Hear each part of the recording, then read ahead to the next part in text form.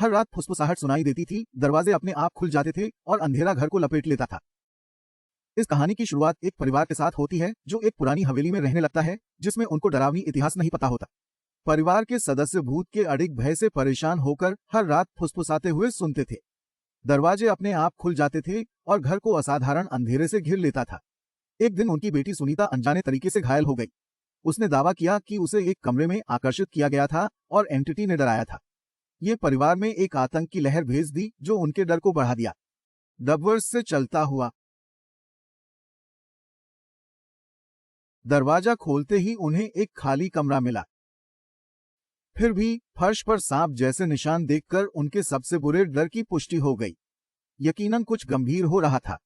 पिछले साल की एक पुरानी कहानी सामने आई थी जिसमें बताया गया था कि कैसे एक भूत ने हवेली को प्रेतवादित किया था, जिससे बच्चे इसका शिकार बन गए थे। परिवार ने तब से बाहर निकलने की कोशिश की है, पर भूत उन्हें जाने ही नहीं दे रहा। आखिरकार हवेली में एक रिचुअल करने के लिए एक पुजारी को बुलाया गया।